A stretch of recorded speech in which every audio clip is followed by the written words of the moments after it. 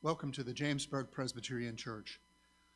Today we're taking a look at the parable that is found in Luke's Gospel in chapter 12, beginning at verse 13. When Jesus told these parables, he did not have titles for them. He didn't say, and now I'm going to tell you the parable of the prodigal son, or now I'm going to tell you the parable of the Good Samaritan. The titles for these parables came at a much later time, and we've given the parables titles that we think are appropriate, and some of the parables are easier to title than others. Today's parable could be titled the better to be a poor farmer than a rich fool. I like better the parable of the bumper crop. I think it better describes what's going on in the parable. One of the things I want to say from the very beginning is that this parable does not say that we can't enjoy the blessings that God gives to us. This parable does not condemn people for being wealthy or for having material things. That's not the point of the parable. There's another point to the parable, and as we go through the parable, I will talk about that. But here's the story. It starts off with a person coming to Jesus. They're in a crowd. Jesus is doing the usual teaching, and the person says to Jesus, "Teacher, I want you to settle a dispute between me and my brother. My brother needs to give me a portion of the inheritance." So here, this is almost like the parable of the prodigal son. Back in biblical days, when a parent died, in this case we'll assume that the father is gone out of the picture. Then if there are two sons, and we'll assume that there's two sons here, the property would go to the older son, who is responsible to give a portion to the younger son. The older son would receive a share plus an additional share. So if it's just the two of them, the proceeds would be divided into three. The older son gets 2 shares. The younger son gets 1 share.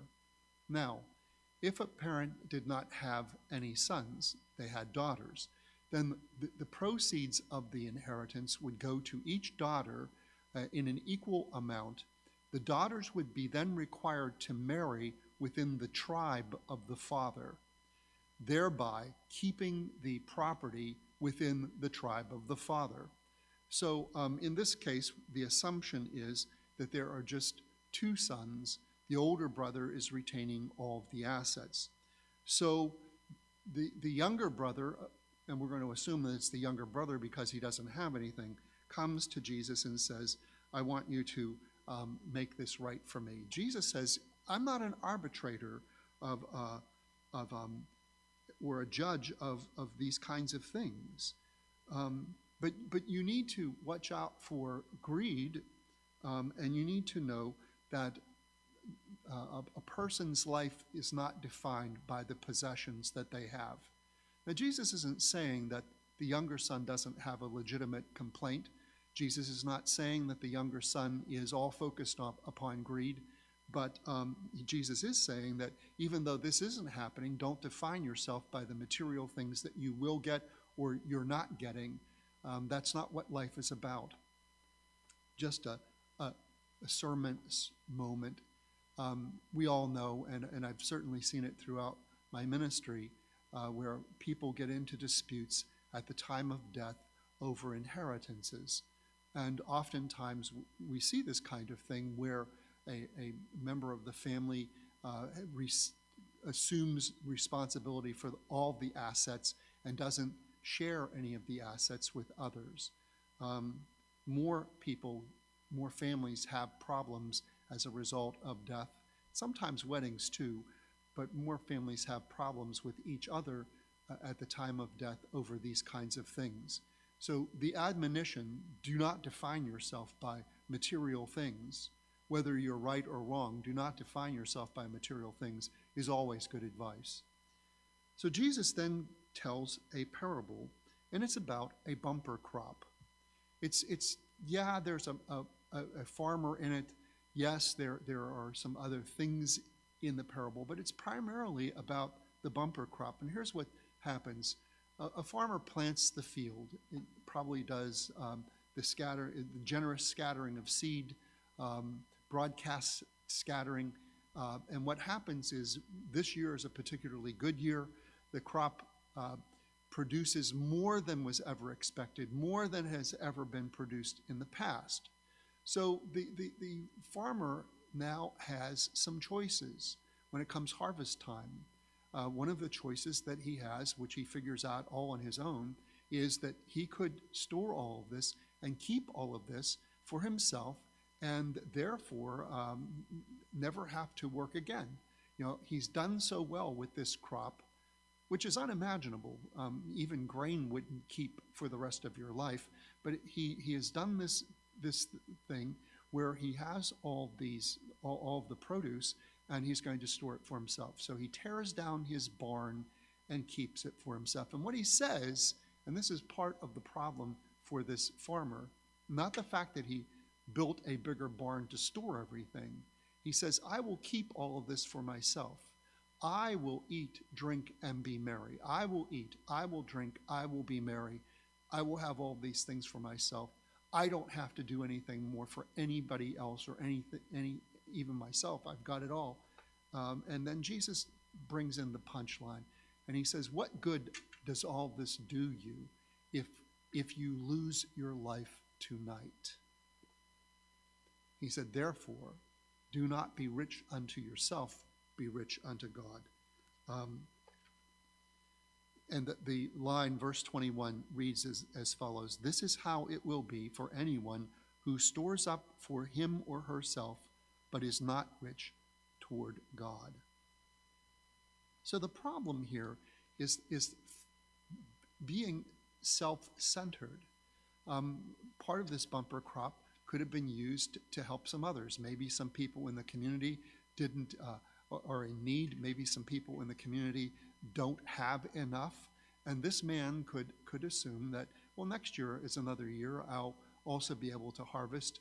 But this year I have the opportunity of taking care of myself very adequately, but I can also help some others.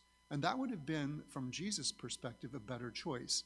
Now, this parable is told within the context of the verses that precede it, about not worrying about things, but rather being dependent upon God. Jesus says, I tell you, do not worry about your life, what you will eat, or about your body, what you will wear. Life is more than food, and the body more than clothes. Now, Jesus isn't saying this to people who are starving. That's not the intent. Jesus is saying this to people within the context of this parable who have more than enough, but are unwilling to try to make a difference in the lives of those around us. You know, sometimes you and I get a blessing, an unexpected blessing, a gift, something that material thing, maybe it's a gift of money, something unexpected. And we are allowed, according to the scriptures, to take care of our needs, but we could also take care of some other people. This is one of the things that we're told in the Old Testament, is to bring a tithe to the church, or in that case to the temple or synagogue, 10% of what you receive. And that is to be used to help others, not just to keep the institution alive, but to help others. And if we did the same sort of thing in our lives, if we did the same sort of thing when we receive blessings, to share those blessings with others, how much better would our lives be, and how much better would the lives of those be around us? One of the things the man says, as I've already alluded to, he uses the personal pronoun, my crops, my barn, my grain, my goods, my soul. It's a very self-centered person.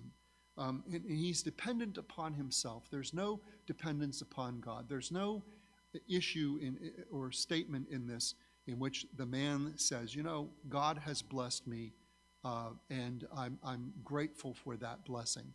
The man has assumed that he has done it all, and these are all his things, and he can do whatever he pleases. And there's a sense in which that's absolutely true. He can do whatever he pleases, but if you die, as in the case of this parable, what good does all that material stuff do you if you're poor in the eyes of God and rich in only your own eyes?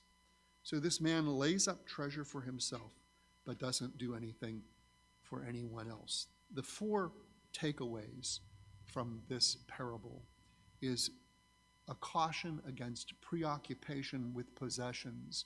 And we have that brand new car out in the driveway, and we become totally enamored with that brand new car. When we make that the center of our lives, when we define our life by our possessions, that's making possessions a preoccupation. And it leaves God out of the equation of our lives. Security and self-sufficiency. We all want to depend upon ourselves. We're certainly told in our culture that God helps those who help themselves. But notice that God is in that equation. Sometimes we think that this is all about you and me, that we're totally dependent upon ourselves, when in fact we should also reflect upon the fact that God is working in our lives, and God needs to be a part of the equation of our lives. The third is a grasp of greed. And I'm not so sure that the man in this parable is greedy, but he's certainly selfish, keeping everything for himself when he has ample supply for himself and could share with some others to help others. And finally, there's a hollowness in his life. He's decided that he doesn't need to work anymore. He has plenty. He will build that bigger barn without any thought of maybe that seed spoiling or rotting. There is a grain rot that can happen. He hasn't given any concern to that. He's just going to maximize the good life for himself without any concern about the future. So that's the parable for today, cautioning us to be careful where we center our lives and how we define our lives. Are we defining our lives in regard to our own self-sufficiency, our own material things, the money that we have, maybe the power that we have, or are we defining our lives with God at the center? Next week, we will be taking a look at Matthew's Gospel. It's in chapter 25, the first 13 verses. And this is the parable of the 10 bridesmaids. I like that title. This is the title that is given to that parable. But the parable really is about the bridesmaids and what happens in that story. And then, of course, we reflect on who are we as we see ourselves in that parable. At the beginning, I forgot to mention that today is November the 10th, 2020, so I've gotten that in now. Tomorrow I will be live streaming a really fantastic devotional. I hope you'll all tune in. I've been having a lot of enjoyment turning things that I've used in secular shows into props to illustrate a point. And I think I'm going to be able to do that tomorrow very well. So thank you for tuning in today. Those of you who are going to tune in later on, didn't catch the noon show live, thank you for tuning in. I am deeply grateful for the audience that I have on Facebook and YouTube. And I want to thank all of you for supporting this congregation in the way you're doing it. You are the congregation, in fact. See you soon. Stay well. Stay healthy. Goodbye.